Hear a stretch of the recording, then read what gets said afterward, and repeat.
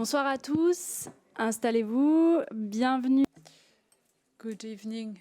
Welcome to those who are not from MSF and welcome to our MSF colleagues. Tonight we have the great pleasure of having with us Jean-François Bayart, who is a politologist. He's worked at CERI, which is the research institute at Sciences Po Paris and ENS, and he's currently working at IHGI in Geneva. He's specialized in compared politics in historical sociology in the Middle East, Turkey and the Middle East. It's a branch of sociology which includes research, reporting on political phenomena, comparing historical and political events. Now, back to the title of this conference tonight, Territories. Jean-François Bayart is going to talk about states and cultural areas and broader geographic territories, broader than actual states. And he's going to tell us what it means when you talk about the Mediterranean or the Middle East. And he's going to explain how these cultural areas are not an objective statement, but rather based on relations. And the title of this conference includes this concept of territory and the concept of identity illusion, which is the title of a book that he published for the first time in 1996. And in this book, he's wondering about the link between culture and politics without falling into the trap of culturalism and identity. And Jean-François Bayart is going to ask the same question. How do we articulate territory and culture without falling into the trap of culturalism? In his book, Jean-François Bayart defines very clearly what he means by culturalism. We mean by culturalism this trend to recognize to a culture or to endow a culture something that has the capacity to determine the political, economic, social action of its members. And very briefly, he gives the example of religion and that of the behavior of religious people and the behavior of religious people and the link with religion. Now, in this relation between culture and territory, there is a specific methodological approach. It's about studying and comparing the linking up of social and historical events, endowing these territories with their specific features. I'll now give the floor to Jean-François Bayart, who has 45 minutes for his presentation. After that, we will have a Q&A, and then we will also probably ask him questions about his situation of his two colleagues of CERI who are being held hostages in Iran, Fariba Adelha and Roland Marchal. Roland Marchal is specialized in civil wars in sub-Saharan Africa, and he was a long-time working partner for MSF for more than 30 years. And I would like to say that there's a petition on the website of Fonds d'analyse des sociétés politiques if you want to sign up this petition. You have the floor. Thank you. I'll try to be as brief as possible, not to delay you too much tonight because of the public transportation strikes. I have bad news for you. You have no identity, but the good news is that one can live without an identity since you're right in front of me, alive and kicking, and neither do I have an identity. And in order to convince you of this absence of identity, I'd like to have you think about what you've been doing since morning, since you woke up and since you got up. Your relations with your relatives. Maybe you went to the mosque or to church. So therefore you're defined as a religious person. And then maybe you went to work. You might have various occupations, whether you're a member or not of MSF. Maybe you went to the dentist. This is also an identity that goes beyond to any other, transcending any other identity. And here you are here as an attendant, a listener, and therefore your identity is different from the one you had an hour ago when you were doing your work.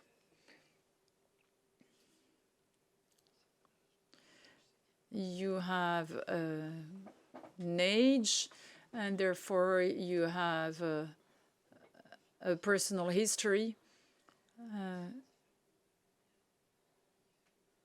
And the way you define yourself today is certainly different from the one you would have defined you many years ago. And maybe, well, you will most likely die in some time from now, and you will be in the memory of those who will survive you. Therefore, it is to me almost impossible to summarize what I've just briefly described by this concept of identity, because at the end of the day, we all have different identities depending on the situations where we are. Now, this little flashback tells us three things. First of all, identity is an event rather than an essence. And I will refer to Gilles Deleuze, the French philosopher, who said that the concept shouldn't be telling the essence, but rather the event. Not a historical event such as the American Civil War, for instance, or François Ier, but rather something non-fixed in time, non-temporal. And in the trivial example that I just gave in my introduction to this presentation, you've probably understood that you're not carrying an identity essence, and that you have stopped defining your identity just because you were going or not going to mass. And Freud never talks about identity, but rather about identification, because identity is indeed an event. And it's about what we are and how people see us in the present or in the future. So it's an event rather than an essence, as Deleuze has said. And it's always based on the situation, the setting, the context. We are identified in a particular context as a patient with the dentist, as a student at the university, as a believer in church, etc. So it's always in a particular context that we are identified or that we identify ourselves. And by definition, because identification is always situational or contextual, it is always also based on relations. We always identify ourselves in relation to other, in relation to the doctor, in relation to a speaker, in relation to an audience, etc. And the identity talks far less about ourselves than our relations with others. It's always about the relation with others rather than about ourselves. So keep these three statements or items in mind, because I think that if we embed them in our reasoning, we will better understand why and how a political act or an economic action or health-based action as a doctor, as a healthcare giver, this action will always have a cultural dimension. And paradoxically, the concept of culture and identity prevent us from understanding the cultural dimension that any action might have, even a medical action or a medical procedure. And I will give you a basic example. The very first political action in almost all societies is to kill your political enemy. The political crime exists in all societies, even in France. Even in France, as I was saying, we do have ministers who've been killed not that many years ago, a few decades ago. It has happened, and it's a basic political act. It's almost universal, but it always carries a cultural connotation because the modus operandi meets symbols that fit with a given society. In Kenya, when you kill your political enemy, you cut this person into pieces. In the Kwekwe society. And as a journalist told me about the latest murder of a member of parliament in Kenya in the 1980s, he was found dead like a meatball. In France, this would not happen the same way. You wouldn't cut into pieces your political adversary. You wouldn't turn him into a meatball. In Sicily, in Italy, you would use the lupara, which is a special type of rifle, and then you would cast it in concrete. This is not what you would often find in France. So murder will always involve cultural symbols, and I will be even more accurate in a few minutes from that. The Kikuyu concept of murder doesn't mean that much to a French person because not all the Kikuyus will cut their enemies and turn them into minced meat. And not all French people, or all those people who think that they're of French culture, will kill their enemies. And if they do so, they wouldn't do that in an overdetermined fashion. This should result in three thinking. First of all, culture and identity do not explain anything, whether politically or economically or in any other term. Today, we talk a lot about so-called Asian values and Confucius to explain with many, many, many quotes to explain the so-called tigers or dragons as the Asian countries are currently being qualified. But Neo-Confucianism was used by some famous colleagues to explain the Neo-Stalinian China of the 1950s, the Great Leap Forward, the China of the Deng Xiaoping reform as from 1978. So one concept to explain so many different situations raises a problem, I think. And this concept of Neo-Confucianism is also allegedly reporting what People's Republic of China is today. But when you look at Hong Kong, you realize that there are a few problems there. And Taiwan, where the political and economic regime is completely different. And even Taiwan has changed from authoritarianism, that of Kuomintang, to multi-party type of democracy. When you talk about Korea, you find it hard to understand how this culture can explain the situation in North Korea and South Korea.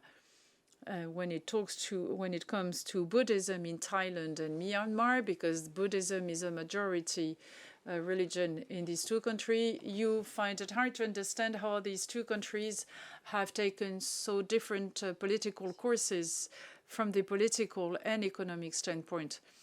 Regarding Islam, I have another piece of news for you, which might be pleasing to some people. Islam does not exist. When you talk about so-called Muslim countries, some of them are caught in conflicts.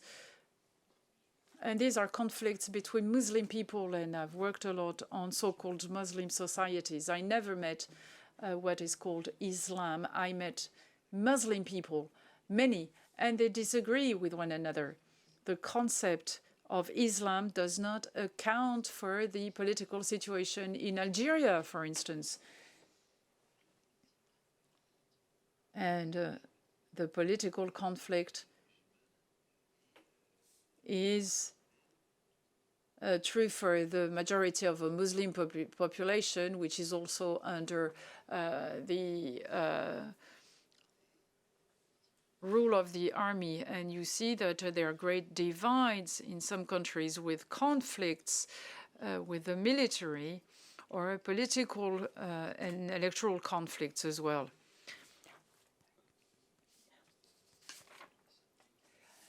Some have even said that there is a correlation between Islam and violence.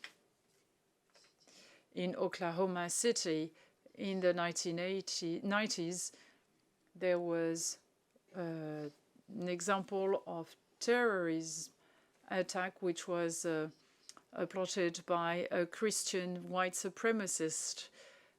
There was a similar massacre in Norway, and Pope Francis even said, if we talk about Islamic violence, we should talk about Catholic violence, because Islamic violence doesn't mean anything. A lot is being said in the French society about the fact that Islam is a religion that is hostile to women.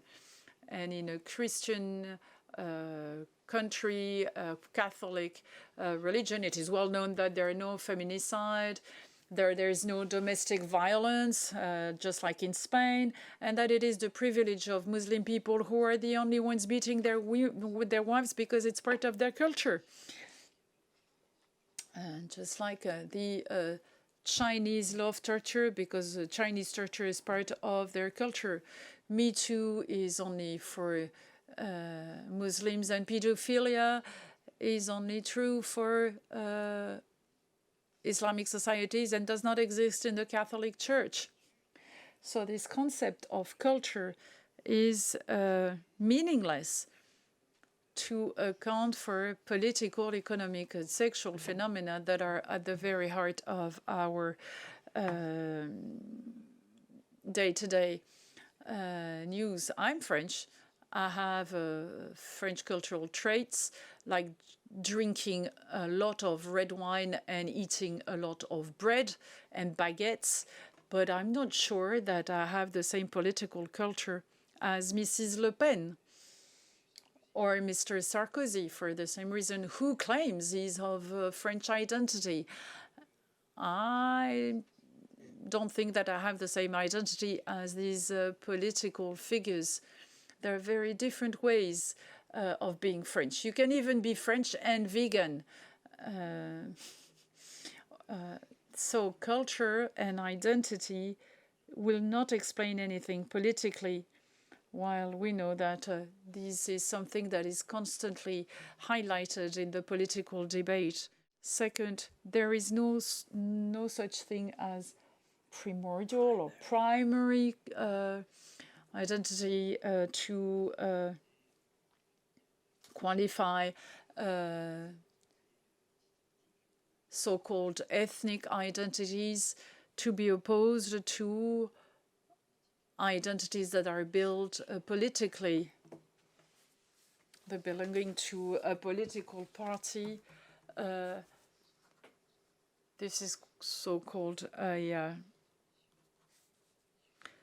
primordial identity, and also because we have inherited it from our parents. But when you look into that closely, these so-called essential or primordial identities are historical constructions that are have been there recently, and are perfectly identifiable in their genesis.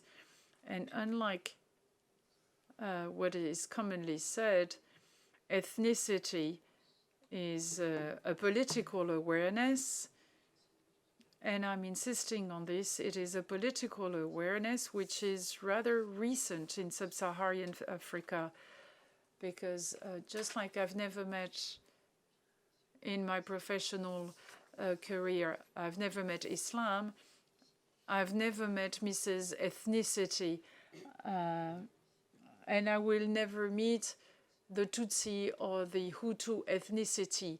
You meet people who say that they're a Hutu or a Tutsi, or you meet people who say these are Tutsis and these are Hutus, and that's completely different. D'ailleurs, en 1994, les Tutsis.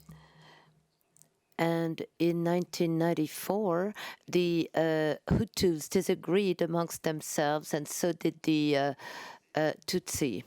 Both the Hutus and Tutsis disagreed amongst themselves, and the political opponents of the Hutu power, the friends of Birmaya, you remember. So ethnicity is not a structure, it's a political consciousness that stemmed from the times of the colonies. I don't want to say, like, you know, they say the whites made up, invented that concept of ethnic group, you know, divide and rule, but actually it stemmed from the interaction between the white colons and the local Africans, but it's an ideological construction. In colonial Africa, there was no such thing as ethnicity or ethnic consciousness at all. Look at the tragical example of the Great Lakes. Being a Hutu or being a Tutsi prior to colonization had nothing to do with what it became to be a Hutu or a Tutsi in a specific historical context, that is the development of a bureaucratic colonial state that freezes identities through the official registration of identity based on the model of social Darwinism and in a capitalistic context. Because the stakes with the political struggles under colonization was the primary acquisition of capital and land. But being a Hutu or being a Tutsi in the old regime, under the old regime, was, for example, being a Hutu meant be part of the poorest in the population, and from a Hutu you could become a Tutsi, just like in the old French regime. When you were a bourgeois, you could possibly become the equivalent of a lord because you would buy a title of nobility. So being a Hutu or Tutsi in the older Burundi regime simply meant a social status, but it didn't mean belonging to a specific ethnic group. But after 1994, being a Hutu or Tutsi, that became a totally different story. Or prior to the 1959 events, which already saw a reversion of power between the Hutus and the Tutsis. Similarly, being a Jew in the Middle Age Europe, medieval Europe, or in the first modern age, or in the Europe of the 19th century, or in the Europe in the post-Shoah, post-Holocaust Europe, those are drastically different situations, and the relation to the other is drastically different. I could do the same demonstration about what's called communalism in India. It stemmed from the time of the colonies. Hinduism didn't exist as a religion before the 19th century. It's a host of sects, if you will, and Hinduism became a religion in a conflictual relationship with Islam in the context of the British colonization, with representative institutions that led politicians to try and build up voting banks, and what we can call strategic syncretism. Those who were becoming Hinduist, the members of the religion that was Hinduism, borrowed the weapons of the enemy, Islam, and possibly Christianity as well, to keep their place under the sun in those changing times towards independence. So communalism is a relatively recent construction in India, and there again, being a Hindu, was not exactly the same thing under the Nehru's Party of Congress in the 1950s, 60s. Totally different today, where the BJP is dominating with Narendra Modi, who had a bill passed, turned into a law against the Muslims. I'm sure you've read that in the papers. Now, the coexistence of faiths, different faiths and denominations in Lebanon emerged in the wake of the transformation of the Ottoman Empire and under the mandate of the League of Nations that was a mandate led by France between the two wars. In other words, what we call identity, ethnic identity, communalist identity, confessional identity, is just an invention of tradition. I borrowed the term from two British historians, Husbaum and Ranger, who showed how after the 19th century, modernity in the West and beyond was worked out as and thought of as a process of inventing the tradition. You know, how the industrial Europe thought out its transformation in the 19th century through a whole fantasy around the Middle Ages.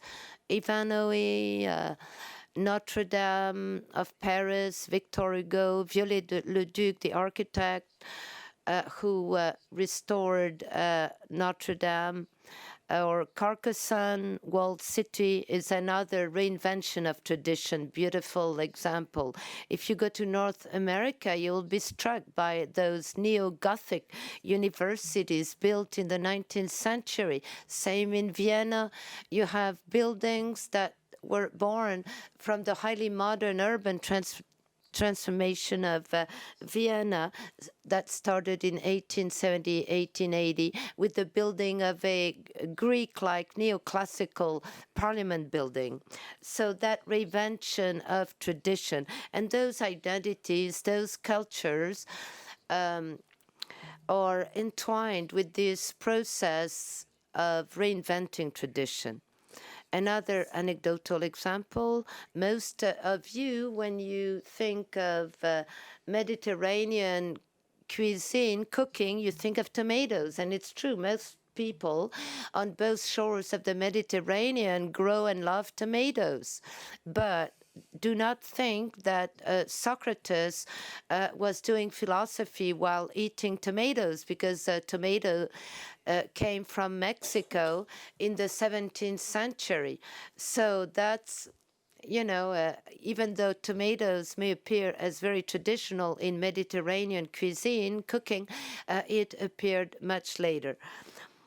And this Greek culture that we claim as descending from might be cumbersome, because while Socrates didn't eat tomatoes, he loved boys. You know, you wouldn't trust him with your boy, with your son. So there again, this whole notion of Mediterranean cooking is an artifact. It's a construct, an invention of tradition, just like Salafism. Salafism as practiced by Al-Qaeda, Daesh people, or, you know, more peacefully, practiced more peacefully by Salafist Muslim, is also a process of inventing tradition. It's the invention of tradition. Just watch Daesh, that is ISIS, video films. They pertain more to the Hollywood tradition than to the Quran tradition. And Medina is also a modern figment of imagination. The Prophet was not surfing the net looking for the 9/11 towers and didn't wear a jogging suit. So we are in the midst of a process of inventing tradition. And the invention of identity is always biased, extremely biased. We speak as if it was self-evident of Judeo-Christian Europe. Slomozan, an Israeli historian, said rather cruelly, my grandmother would have loved to know that she was Judeo-Christian. She died in Auschwitz. So when we speak of Judeo-Christian Europe, it's kind of obscene. Let's face it, because Europe was not always Judeo-Christian. And when we speak of Judeo-Christian Europe, you know, it's just to nag at the Muslims in a way. It's just to tell them Islam has no place in Europe. It is very orientated. It's biased. Spain decided to give a Spanish passport to all the Jews who could prove they had they descended from Andalusian Jews. But why not give it to all the Jews who were chased out of the country by the Reconquista?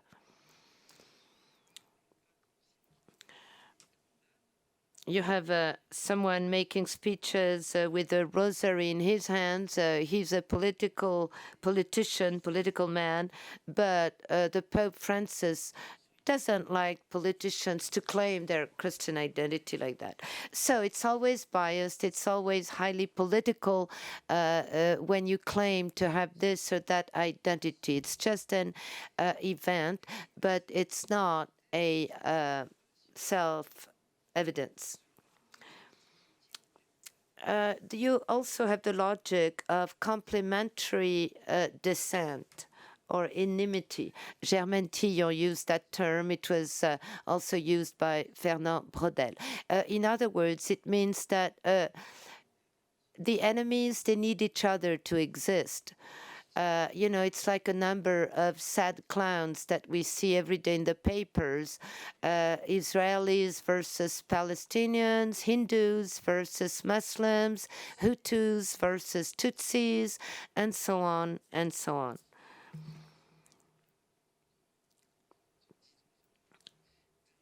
So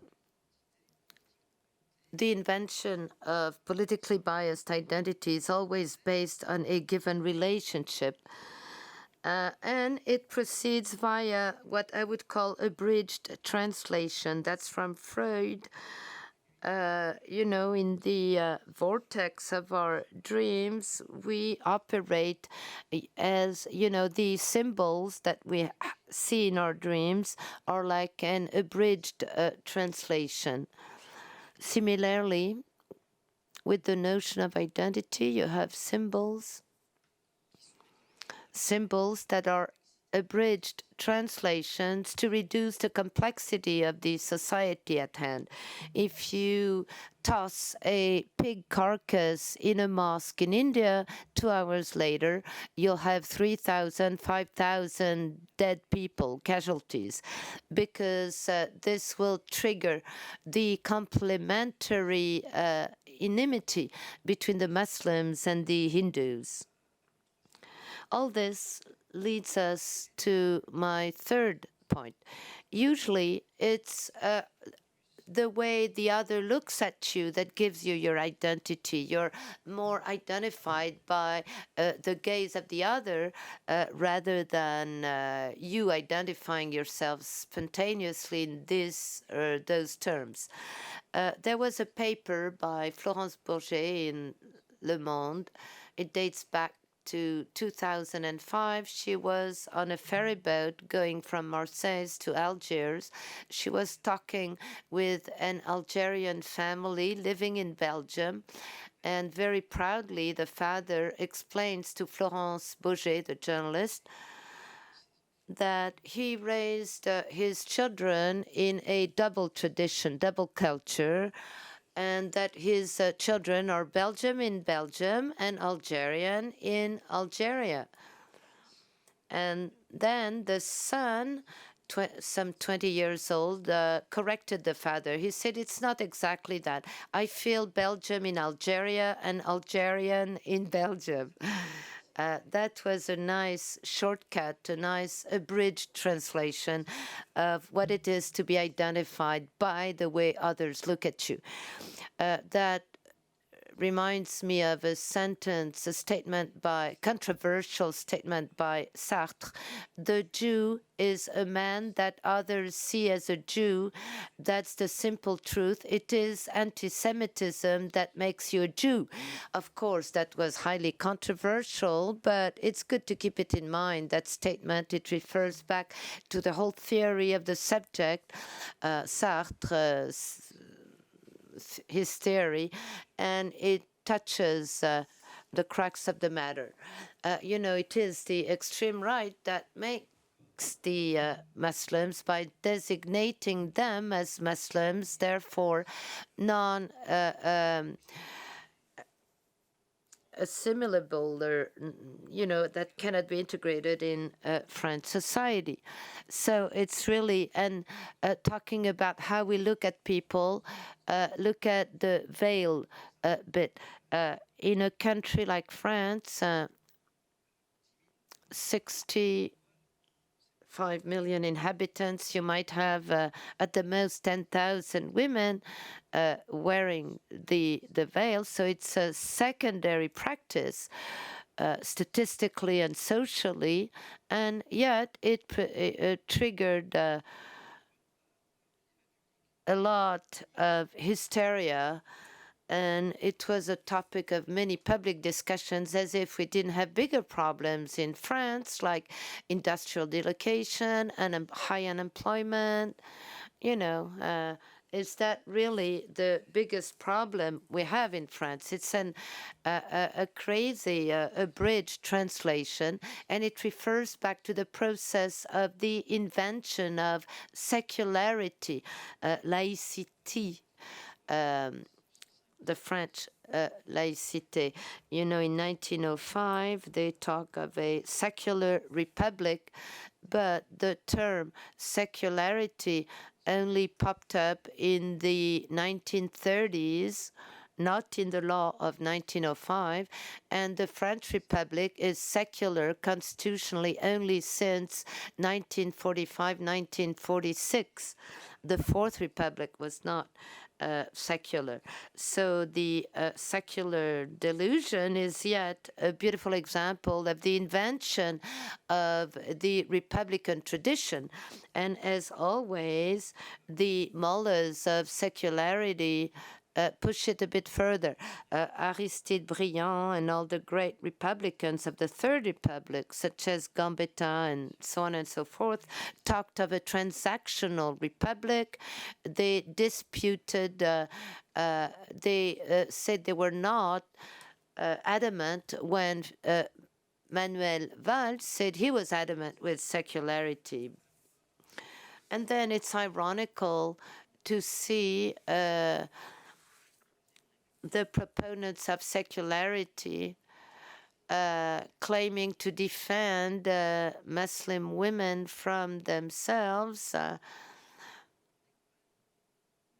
and they claim to be in the line of the Third Republic. This is really a delusion. It's a lot of fantasies around identity.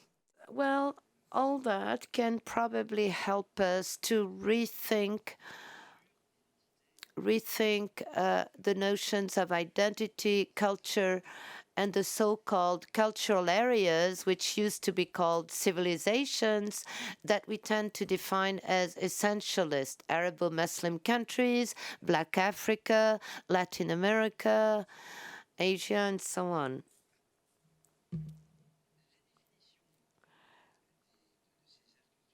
The definition of those civilizations or cultural areas doesn't refer to their supposed essence. It refers back to an event, which is their definition, historically situated definition. I refer you back to my AOC paper. I don't want to be too long. You will find it on the website of the FASOPO website. those cultural areas were defined at a specific time, namely during the 19th and 20th century, during the imperialistic expansion of the West. The learned version is Orientalism, the joint work of the scholars, the Western scholars, and their counterparts in those societies erected big monuments like Hinduism and Hinduist civilization, Javanese civilization, and so on. And they tended to essentialize those civilizations, making them timeless realities, realities outside of time and history, whereas those societies were always historic societies, including African societies. Hegel and Victor Hugo picked on that, and then Henri Guénaud, who was writing the speeches of Sarkozy, claimed that African societies were without history. It's a Hegelian concept.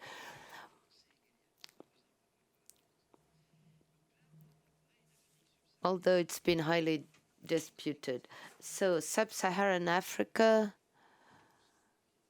and Saharan Africa was disconnected from its environment and was constructed outside or isolated from history, even though historians know that sub-Saharan Africa and Sahelian Africa in particular can only be thought in their relation with Maghreb, North Africa. You know, there are big highways there, and the colonization ideologists forgot that. That's why they are scared to see the migration flows. The Sahara Desert was always a big freeway, and Western Africa was always a symbiosis with the Indian Ocean, the eastern coast of Africa.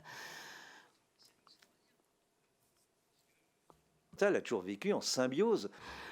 Eastern Africa always lived in symbiosis with India, the Indian subcontinent, and for those of you who are familiar with the Sahel, we talk of Timbuktu, but you have also the other oases in Mauritania that were in symbiosis with the famous Andalus, in particular with the holy city of Fez in Morocco as well. So those cultural areas were ideologically constructed in the geostrategic context of the expansion of the Western world. Same with the expansion of the Middle East. The expression was coined by an American U.S. admiral, and it was the geostrategic concept, also British concept, in the wake of the Great Game between Russia and England. Throughout the 19th century, you know, the determination of Russia to reach out to the hot, warm seas and cut the road between England and India, which was also the project of Napoleon when he launched his campaign to Egypt.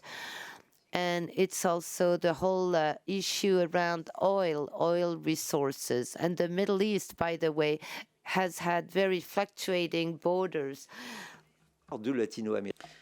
Latin America was coined by two Latin Americans as they were staying in Paris. So these concepts of cultural areas are ideological constructions, ideological Western conceptions, even though they were developed by Western scholars and scholars from these societies. When you think about these areas in a political way, you have great difficulties in defining them. The French Agency for Development Aid one day commissioned me because the Middle East North African department at the World Bank had been dissolved, and AFD was wondering whether they should do the same thing. And they thought, what is binding us in this Middle East, North African department? And they've asked me why these two regions were put together. The MENA department cannot be defined objectively from the economic standpoint. Middle Eastern countries and Northern Africa trade very little. You cannot define them politically. They hate each other. Just think about the conflict between Palestine and Israel, between Iraq and Syria, between Morocco and Tunisia, etc., etc. So, and there is no political unity as such. Another thing which is also used is a semiological monster, which is the Arabo-Muslim area. It's not made of Arab people. You have Kurds, Jews, Berbers, and it's not only made of Muslims. You have Arab Palestinians who are Christians. You also have people in Maghreb who are Berber of their origin, who can also be Jews. So Arabo-Muslim doesn't mean anything. Or rather, it means something that is highly political. And this leads me back to what I said earlier. When you are in Algeria and you talk about the Arabo-Muslim Algeria, it highlights two concepts of the Algerian citizenship based on exclusion. It does exclude the Jews and the Christian, if you remember what happened in 1962. But it also means that the Berbers, who are not Arab, are a second-rank citizen. And that's indeed the definition of Algerianity by Ben Badis, a reformer in the 1930s, who said that Algeria had as a language Arabic, Muslim or Islam as a religion. So that was the Arabo-Muslim definition of Algeria. But it's a political decision. It's a political choice, which is based on segregation, on exclusion. So there is no definition of the so-called MENA region, Middle East and North Africa. So there is no ethnic, religious, political, and economic definition. And I reported to the French Development Agency, AFD, and I said, what binds you is the blood which was shed, the blood of ethnic cleansing. The only legitimacy of MENA is that it went from the Ottoman Empire, the Qajar Empire, the Habsburg Empire, the colonial empires. So they've moved from, they've shifted from an empire to another empire, which was ruled by difference, which recognizes the mystic and religious diversity, to shifted to a world of nation states, which is centralized and highlights an ethno-confessional definition based on the invention of the tradition of citizenship. If you consider all the post-Ottoman states, they've all followed the same course. And shifting from an empire to a state nation went through the ethnic cleansing. So you have the genocide, which helped for that of the Armenians. And then you have a so-called softer one with the cultural assimilation. This is what happened in Turkey with the Kurdish people. There was no ethnic cleansing, but there was a repression when they wanted to express their culture and their language. But when they agreed with Turkey, they could end up as chief of staff in the Turkish army, no problem. You have an intermediate situation, which is that you kill 50% of the people, make sure so that the other 50% will run away from the country. That's what Milosevic did. And that's what the Zionists did with the Palestinians when the State of Israel was founded. And the history doesn't end there. It's the history of Iraq today, and it's also the history of Syria.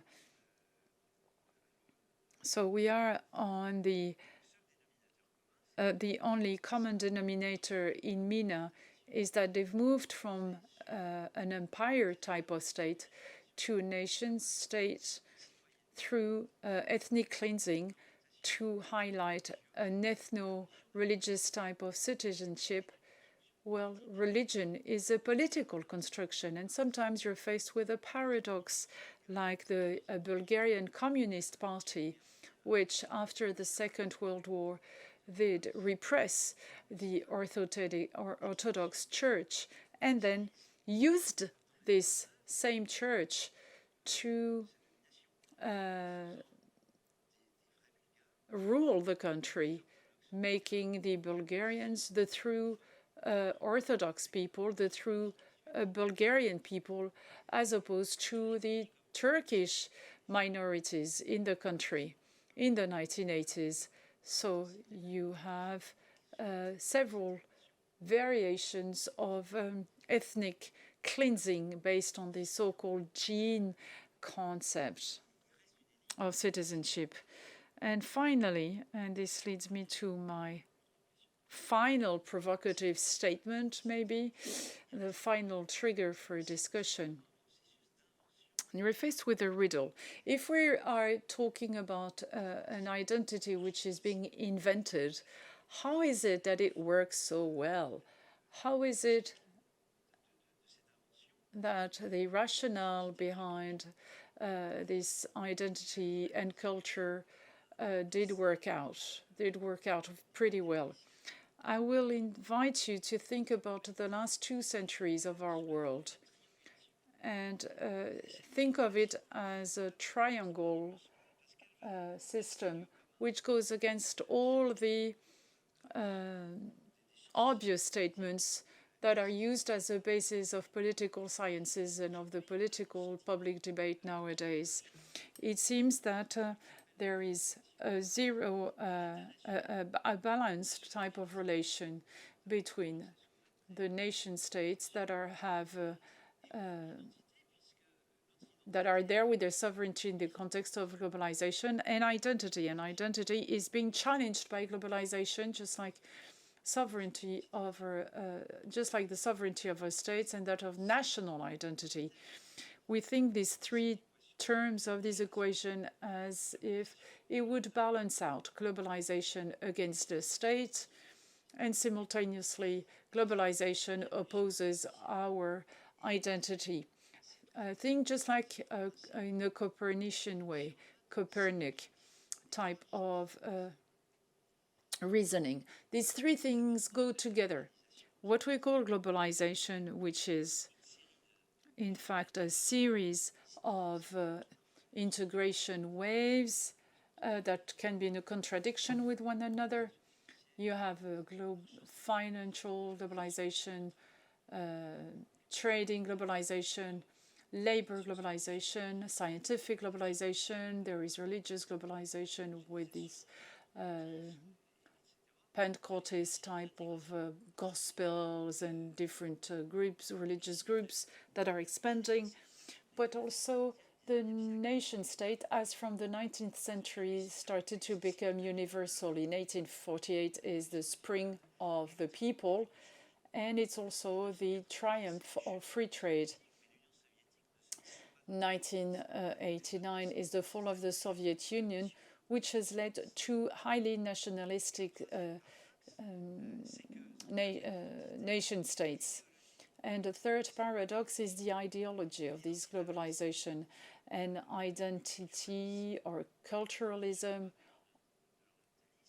just like Orientalism, is the result of this capitalistic globalization, which stems from the 19th century, simultaneously with a nation state, which is thought as an ethnic and religious area, just like I've described regarding the Middle East and North African region, as it is called, MENA. So you will better understand the historical nature of this culture and identity concept in the light of this integration that we observe, the universal universalization of nation state and identity as an ideology against economic globalization. And somebody like Emmanuel Macron, the French president, is quite revealing regarding this, because from the economic standpoint, he's in favor of financial globalization for sure, but simultaneously he has a very French way of considering the France as a nation state.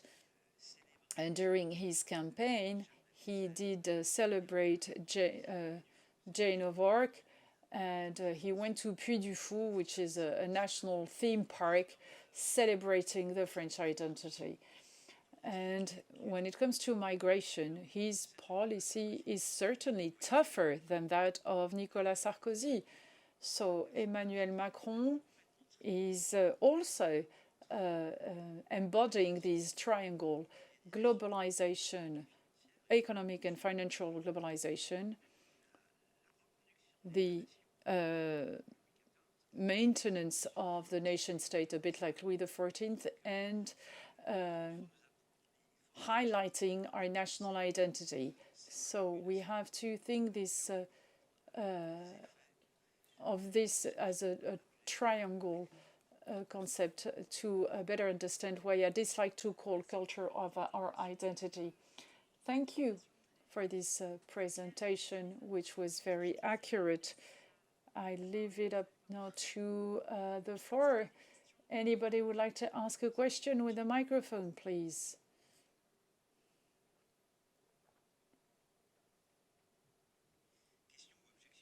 A question, comments, or somebody might be of a different opinion? I have a question, says Elba. Jean-François Bayart, do you think that geography can help design these cultural areas? Well, not really.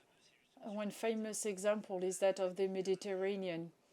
The Mediterranean is a geographic object which seems to be easy to grasp because it's an inner sea, and we all dream of the Mediterranean climate, and I think that we've all traveled enough across the Mediterranean Sea to understand that the so-called Mediterranean climate does not exist. There is still a so-called climate with olive trees, and you also have mountains, and that doesn't have anything to do. It quite often snows in Lebanon, for instance. So geographers have deconstructed this idea of the Mediterranean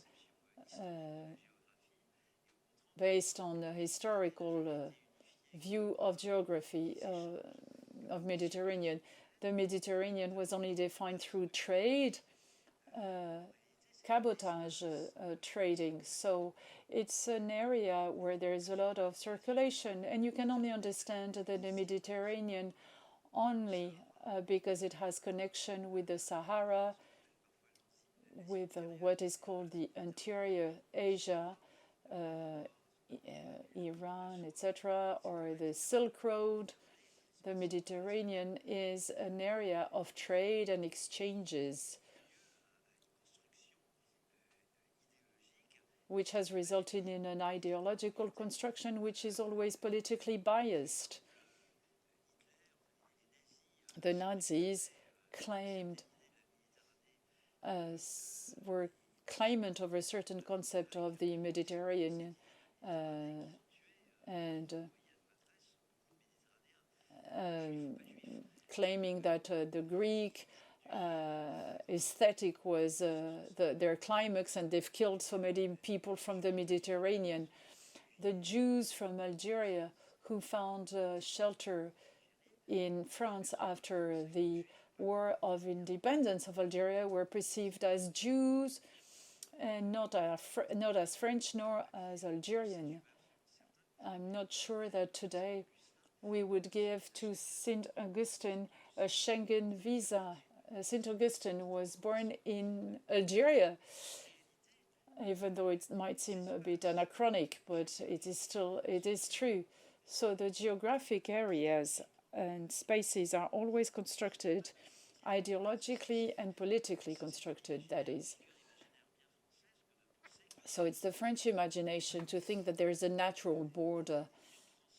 Millions of French have died on the Rhine, the so-called natural border between France and Germany. It doesn't have any political meaning. Nicolas Sarkozy didn't want to have Turkey become a member of the European Union and joining the European Union because geographically Turkey does not belong to Europe, which confirms that Nicolas Sarkozy was probably not a good student at school. And in 1999, when there was the earthquake, it didn't stop in the middle of the Bosphorus, thinking that there was a natural border. And it had shaken Istanbul because there is no such thing as a natural border, on both sides of the Bosphorus. It's an ideological misconception. Geography may be useful, but certainly not to define so-called cultural areas. There is a question. Thank you for this presentation. I was wondering how you would compare with Benedict Anderson and the theory of the imaginative communities, and how this cultural identity may be a political project, and what is the role played by literature, for instance, and other cultural media.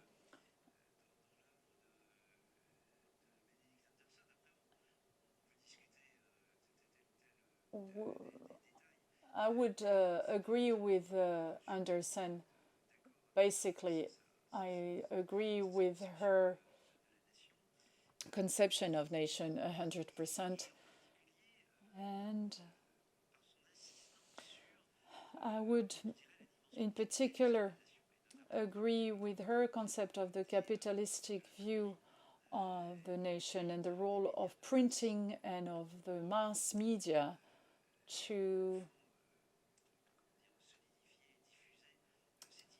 bind and to disseminate this imagined community of a nation.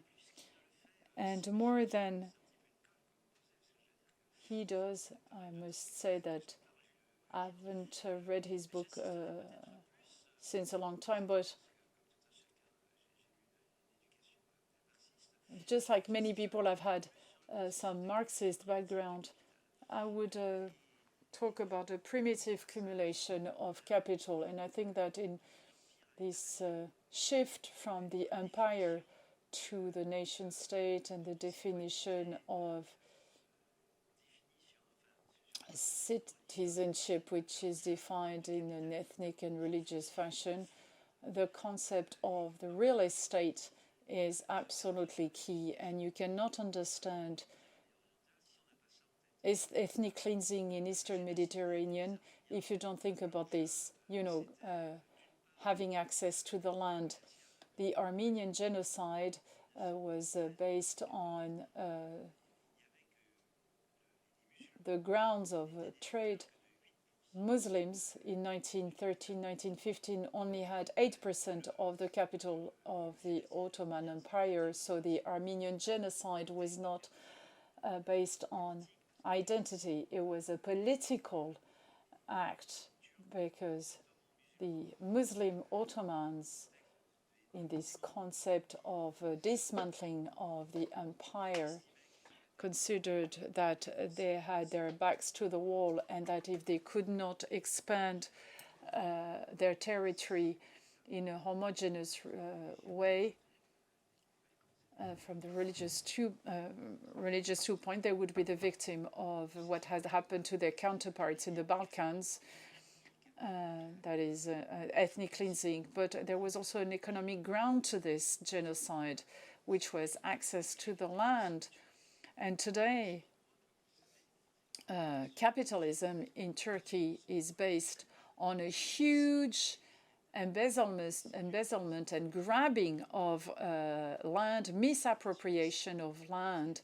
That's why the Turkish government has denied the genocide, because if they do not deny it, if they accept and recognize and admit it, they would have to give the land back to the Armenian people.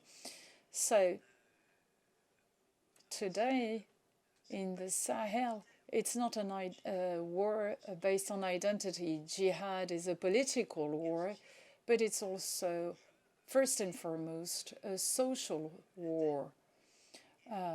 The stake being the land and the very complex relations between farmers and shepherds in a context of population growth and securitization of the land, registration of the land, which is challenging the customs of land use, and in a context of the trauma of slavery in the so-called identity-based conflicts between the Dogons and the Pearls. The slavery as a historical event is still very strong. So more than Benedict Anderson, I would focus more on the economic and political dimension of the nation, but his book is still a very useful reference, including in two of its offshoots, that is long-distance nationalism, that is the role of diasporas.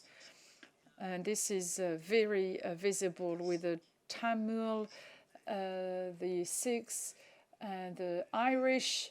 The IRA was supported and funded by Irish people in North America. So this long-distance nationalism is very interesting. And in the latest edition, the augmented edition of this book, there is a very interesting chapter which demonstrates how this imagined community was first designed and imagined by colonizing countries, and how Indonesia, or what was to become Indonesia, how Algeria was also so-called manufactured. The Algerian imagination was developed by the French army or by the Pieds Noirs. And this is also found in sub-Saharan Africa. And this leads me to a major debate in social sciences.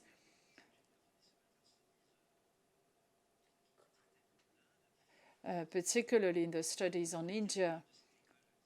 In this school of thought of historians said that colonization was without hegemony, and Chatterjee said that there was a colonial hegemony and that it was reproduced by nationalism.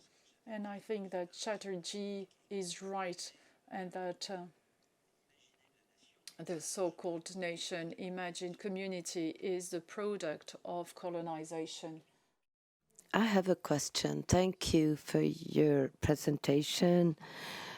It rings a bell. It echoes what we've been discussing at MSF, particularly our work relationships.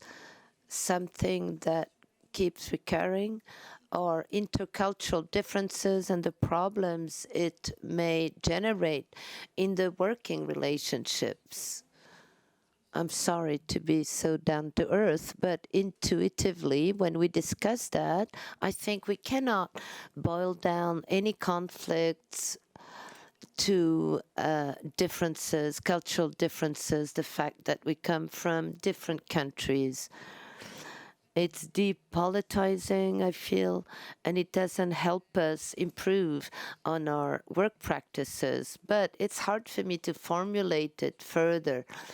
how to criticize the way we view the problems of intercultural relationships at work. We tend to think that many of our difficulties to work together stem from our cultural differences. Well, yes, of course, but the difficulty for me as a researcher is that the concepts of identity and culture precisely do not allow us to explain the difficulties that you wrestle with and that I meet, and that for the lack of something better we call intercultural issues. Of course, you may encounter difficulties with colleagues who do not share the same culture, who do not belong to the same society, just like you may have difficulties if you outsource your political murder to operators who don't belong to the same culture as you do, or if you have to commit the murder at the same time they do, because you didn't go through the same socialization, you don't have the same sensitivity, the same symbols, all that comes into play. But our concept of culture or derivatives such as Islam, that doesn't suffice to explain all that. Indeed, sometimes I have some difficulties with some of my foreign colleagues that I work extensively with. Professionally, I feel more comfortable. For example, this is all very subjective. I hope it's not shocking to you. But, I get along easily with Italian people, Turkish people, Spanish, Portuguese colleagues, Swiss colleagues. We're all researchers, and something is extremely easy for all of us is that we work during the day when we get together, and at night we go out to dinner, we go out to a restaurant to have a little party. The whole notion of the dinner, exchanging food, sharing food, the big food potlash, or almost a potluck, like a secondary market after the market of ideas. And then our relations get very simple, even though we don't share the same language, the same eating habits. We don't share the same religion. You may be a believer or not, and so on and so forth. But the relations are much easier than they are with British or American colleagues with whom we don't share the same sociability. I spent 3 months in Cambridge as a guest professor, and no one invited me to dinner, not a single time. Social life stops at 6 p.m. and everybody disappears and goes home. The problem is the scope. Also, I love working with my Portuguese colleagues. They're very warm, friendly, but they do get tiring, I reckon. Organizing a meeting with Portuguese colleagues, it's quite a trip. The Italians, they organize things just like they drive. They do everything at the last minute, but once you get used to it, it's okay. It's going to get done, but you need to be cold-blooded because we don't manage time in the same way at all. So the main holist categories, culture as a totality, that simply doesn't work. That's essentialism. Of course, Americans are more reliable in their organization than the Portuguese, so you feel more comfortable. In the publishing world, the American publishers are highly professional, even though they're tiresome, but they can be pretty deadly as well in other aspects. So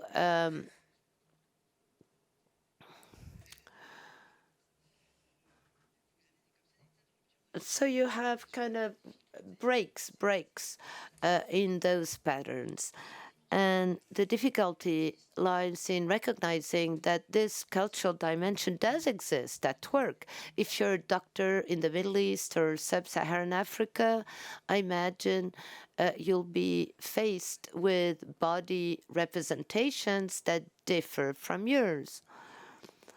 Beautiful books were written, beautiful papers were written on medicine in Africa. On the one hand, Africans were amazed by the devotion of white doctors in colonial times.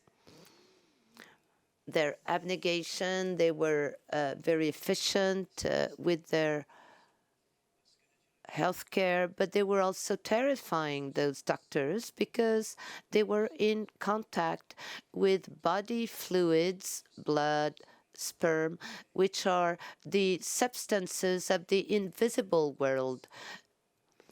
So a whole imaginary world developed, doctors or missionaries who could, and also witch doctors who were seen as vampires, and ambulances were often seen as the cars of the vampires, in a very ambivalent relation to Western medicine, just like people today are quite ambivalent vis-a-vis vaccination campaigns, immunization campaigns. It's not that culturally the African people are reluctant to getting a shot. It's not true, and often they do seek out good health care, and for them often it means injection. But also, on the other hand, immunization campaigns remind them of, it recalls this historic memory, the forceful immunization campaigns against sleep sickness, of which we may assume that they were a health disaster. There were many casualties associated to those massive immunization campaigns, and some historians suspect that the immunization campaigns were at the origin of the propagation of AIDS, which led to massive population displacements. This is the historic memory of the people there, and we may call it cultural, but it doesn't refer back to any essence of African culture. It refers back to the historical consciousness of African people, who have representations of the invisible, who have a historic memory of the colonial occupation, also of the interstate wars, civilian wars, and so on. Civil wars, sorry. But I'd rather speak of historic consciousness rather than culture. It's what we were. Constamment, on a ces termes d'identité, de culture qui reviennent. Words are not biodegradable, so we have to bypass the words, and each time we have a word, we have to historicize it and see it as an event and not as an essence. You work with many partners that can be Arabic, Muslim, African, whatever. It doesn't mean much in itself, right?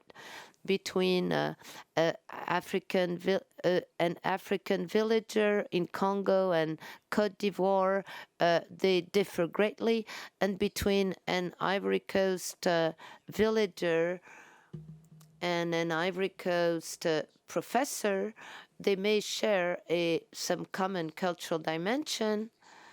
Like me, as a Frenchie, I have things in common with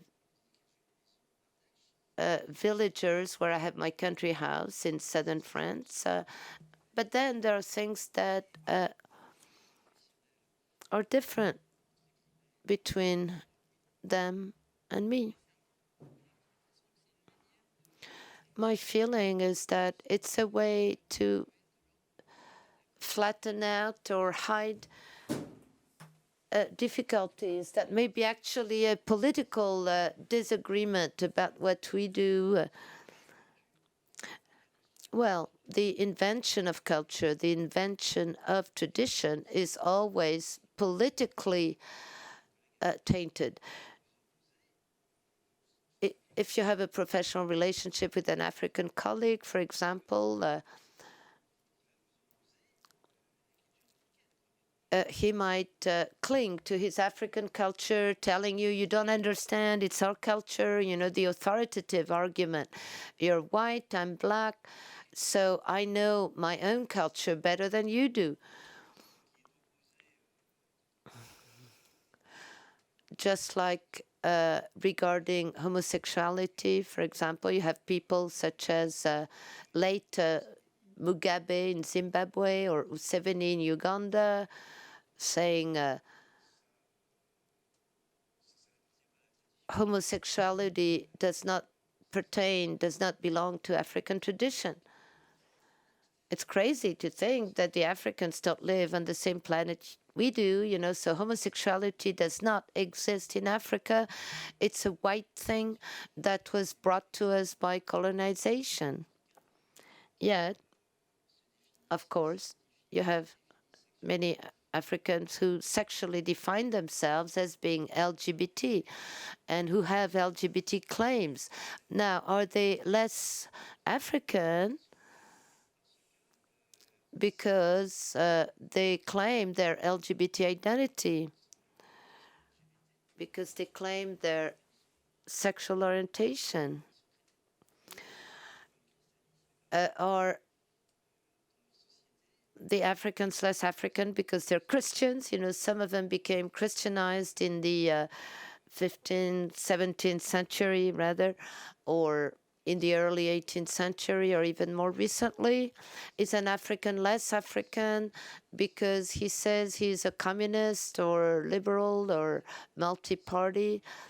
Colonizers thought Islam was not the religion of Black Africa, that it was imported. Yes, Islam was imported to Black Africa in the 11th century via the Senegal River, but in Scandinavia, Christianity reached Scandinavia only in the 11th, 12th century.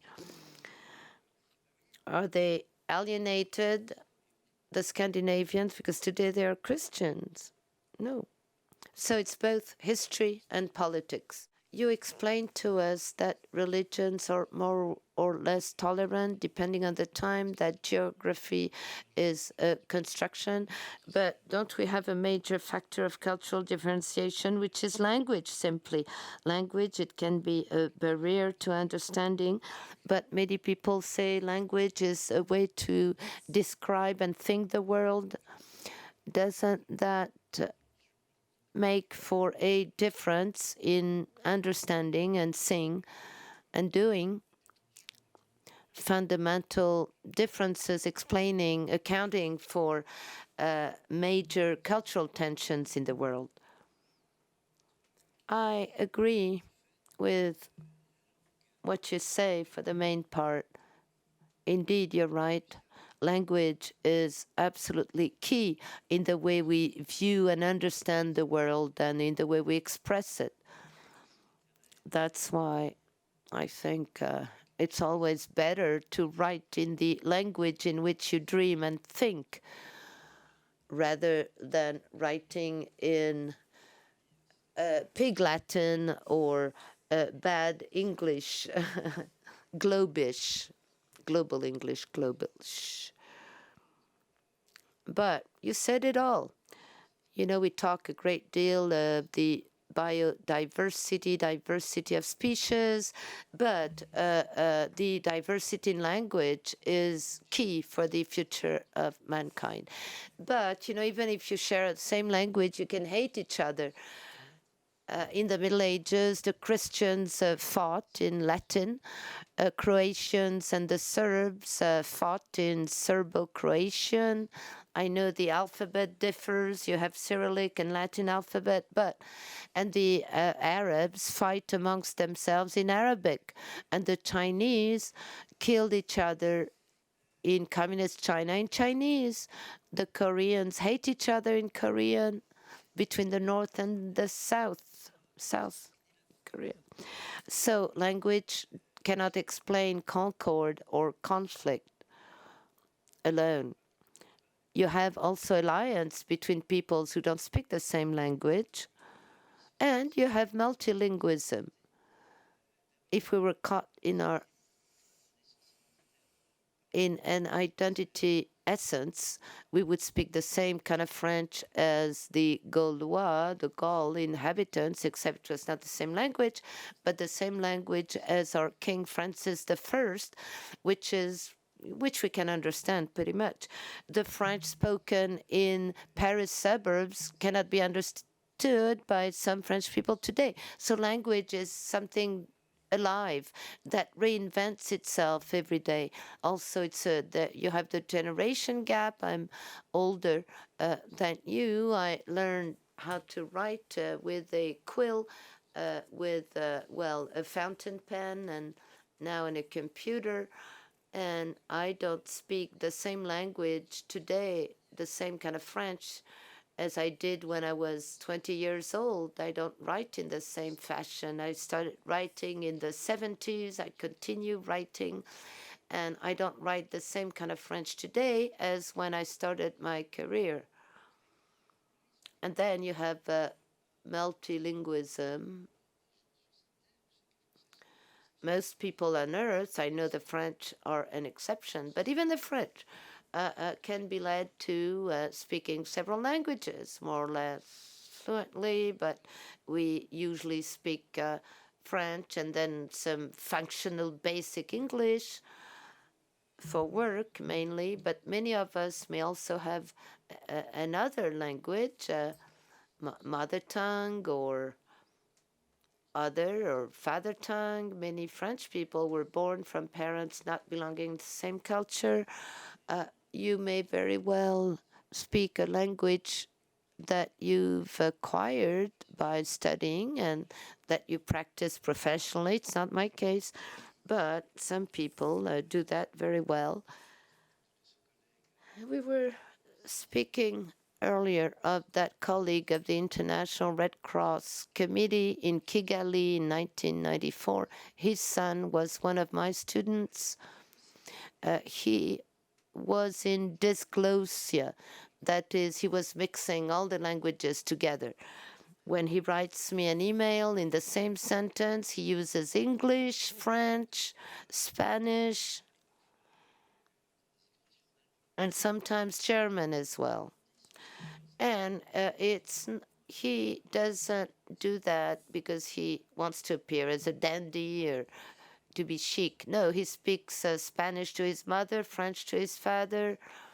2 languages in the family are spoken, and he speaks English in the learned institution where he works. So he's kind of mutant, but his linguistic consciousness differs greatly from mine. And, in sub-Saharan Africa, I smile when I hear Francophone Africa. First, statistically, French is not spoken everywhere, and the Francophone Africans speak at least 3 languages: French, then a vernacular language, the country language, and then, the national language and the local dialect. I talked with a young lady in Brazzaville in the 80s. She would speak French like you and me. She spoke English better than me. She learned it in school. She spoke Ingala and Larry as well, because she was from Congo. I asked her, what language do you dream in? She hesitated, and she said in Lingala. In Linga. So this young woman in Brazzaville, that's what she told me. I have multiple identities myself, and I can't accept that I'm only given one label as an identity, but in our daily reality, we need tools and instruments to qualify the situation we're faced with. And there's one tool that you necessarily use and that we're all familiar with, which is the Hofstede cultural dimension theory. That is the capacity to cope with what is unknown, collectivist or community versus individualism, short-term versus long-term. I think there are 4 to 5 different instruments like that, and it is very useful because it helps to have more or less homogeneous behaviors to adjust ourselves to the situations. I'd like to have your viewpoint on this. I don't know how to answer this because, well, maybe we are talking about different settings. My job is to try and understand situations, while you are, by occupation, faced with situations where you need to find a pragmatic response, quite often in an emergency setting. So your approach is based on, let's say, procedures. You need a protocol. Just like a doctor who has to go through protocol to provide care, you're faced with situations where you need a protocol which will help you respond to the problem.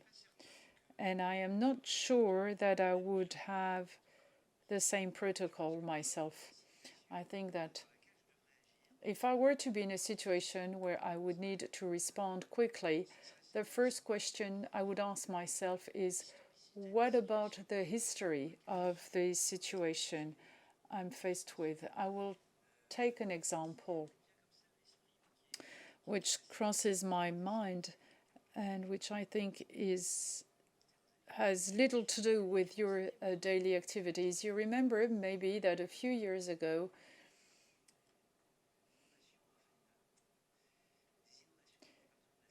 there were floods in the Somme region in the north of France, and a rumor started to disseminate in this département, which was that these bastards of Parisians had allowed for an overflow of the Seine River in the Somme River to avoid the same floodings as the one we had in 1910 in Paris.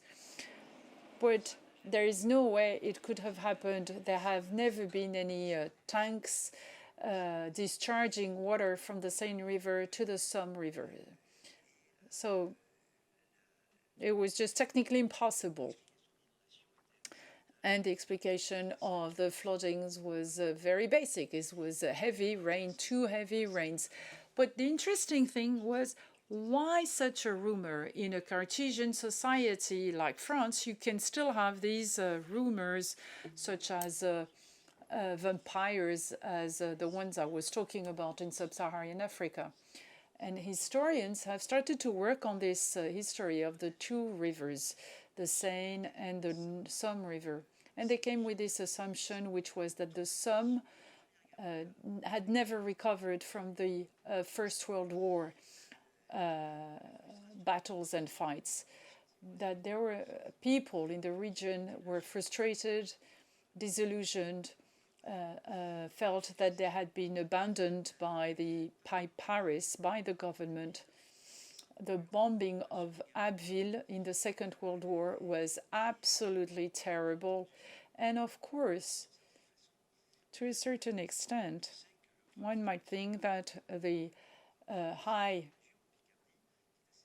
number of votes for the National Front in Picardy refers back to this historical situation. And the assumption of historians is that this fantasy, this frantic rumor regarding the overflow of the river was what Bergson would be the souvenir of the present, that is, remembering something that you have already lived, a déjà vu feeling.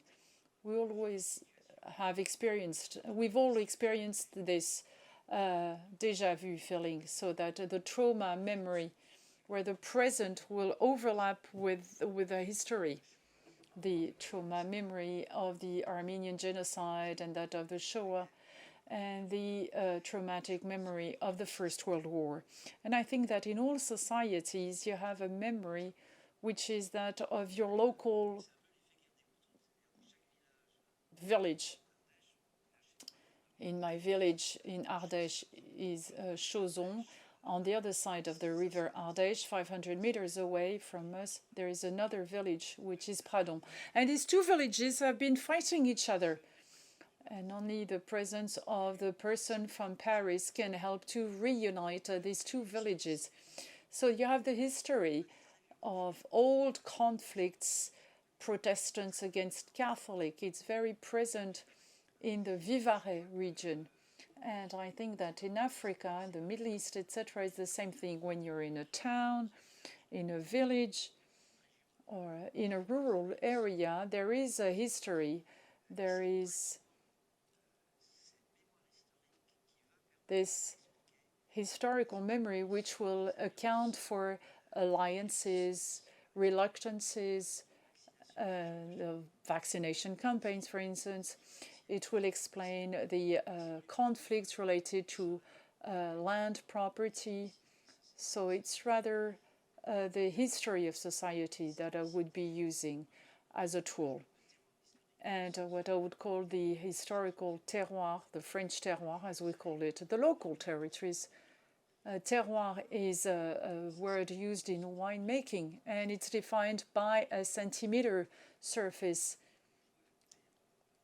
It's Clos Vougeot, and the bottle of wine will cost so many euros, and the next centimeter next to the vineyard is another type of wine, and the cost of the bottle of wine would be much lower. So these religious and national aspects are useful to a certain extent, but you know that in Congo, DRC, and Congo-Brazzaville, these are two different countries.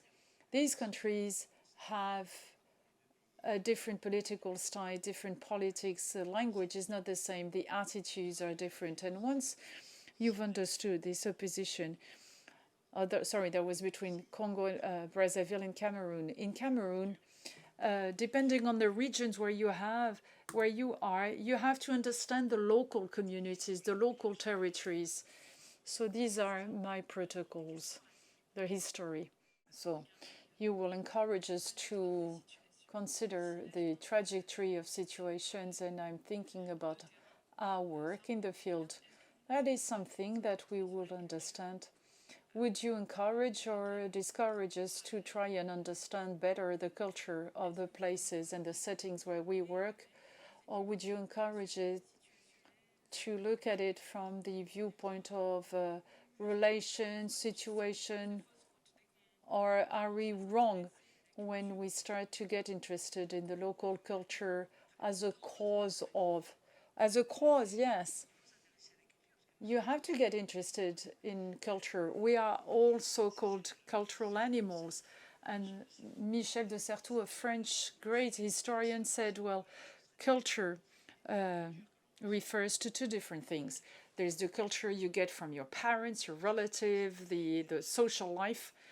And Piaget made a difference between the procedural knowledge and verbal knowledge. There are many things that we learn without realizing that we're learning it, without putting words on that.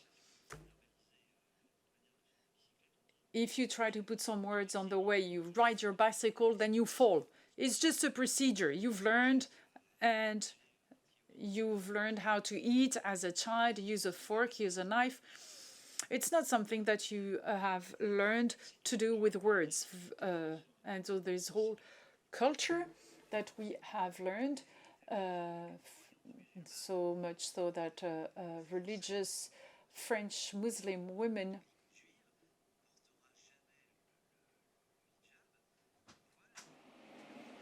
will never wear their hijab.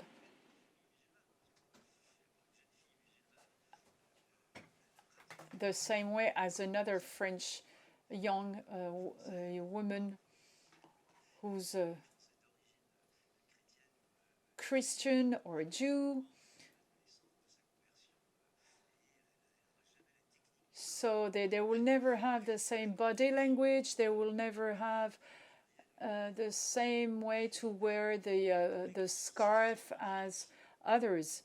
So there's what you've inherited and what you create and invent and design. Because this cultural heritage is also something that we contribute to read.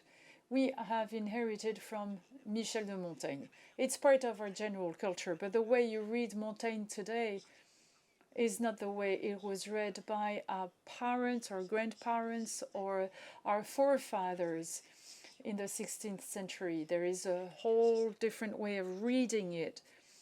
And once you've clearly understood that culture is not an essence, it is an event, it is something that is produced, you have to get interested in what people say, in the way they talk, in the way they eat, and what they like, what they dislike, the way they make love, the way they describe it.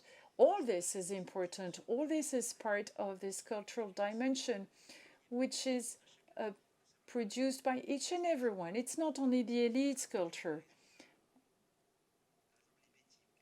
You have the Beti in Cameroon, in the Yaoundé region. The Beti culture have a common history. They have a common ground. But the Beti culture of young people versus that of older people, versus that of men and that of women, the culture of former slaves, because there were slaves in the Beti society, and the culture of the heads of lineage is not the same. The French culture will vary from one region to the next, from one social class to the next, etc. So I would rather talk about cultural dimension or cultural production.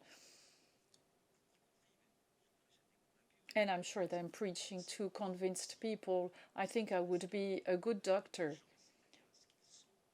provided I'm interested in the people and who they are as actor and people producing culture.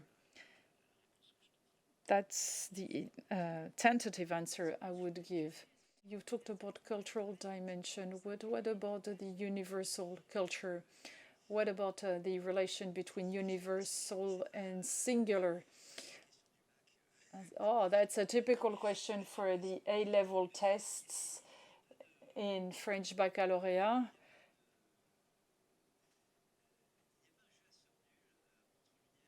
There is no balancing out between universality and singularity. There is always a historical singularity of people from Brittany, for instance, or people from Corsica, or Parisian people, if ever they do exist, who do not have access to universality. Well, I put it with different words. Universality does not exist. There is universalization, which is about reinventing the difference. That is, you might say Catholicism is a universal religion. Catholic Church claims it is universal religion. Catholicism has spread out in Africa. African Catholic are Catholic people just like any other, on an equal footing as other Catholics, but their Catholicism does have a singular historical feature. Catholics in the Kingdom of Congo who converted to Catholicism at the end of the 14th century and early 15th century have their own Catholic history. They have a conceptualization of the invisible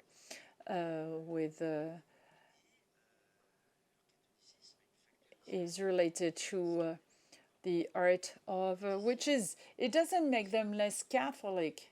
They're part of the Catholicism, of the Catholic world, but they have reinvented some historical singularities. This does not allow us to put them in the Africanism, indigenous things. Well, for a French Catholic, in the invisible so does exist, like the appearance of the Virgin in Lourdes, for instance. The Trinity is also a mystery, and a theory of the witches is also of witchcraft is also interesting to study. I've always been struck by the elective common ground between witchcraft as depicted in Africa and the anti-psychiatric approach in the 50s and 60s in England. Gisterson talked about witchcraft.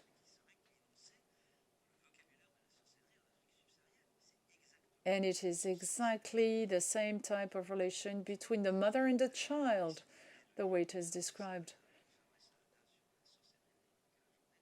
And if you consider, and you have a historical singularity, but there are universal features, and the dimension of the invisible is universal, and it's not specific to Africa. In Taiwan, people will consult with some wise people to know in which direction their house should be built. If you remember some Japanese films and Korean films, the dimension of the invisible is constantly present. And that's not exotic to us.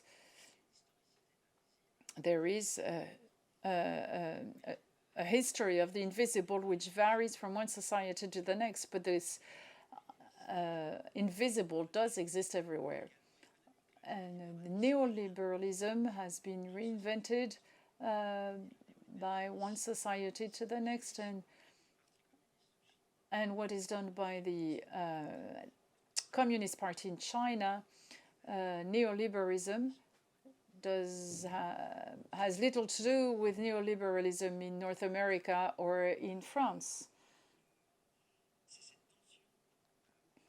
So this tension between universality and historical singularity is of interest. And there is no balancing out between the two. The French universalism, as it is called, is something that has literally eaten cultures from all over the world to build up this universalism. And we have used a Judeo-Christian background, which is that of foreigners to a certain extent. And Marx does say that it is a creative process. Appropriation is also creation.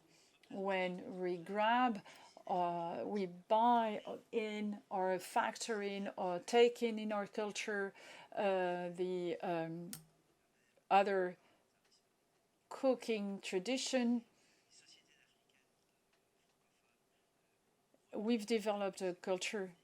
The French-speaking African countries have taken up the concept of the French Fifth Republic in their country with a single party ruling the country. So there has been a kind of merging of all this in our culture. You can read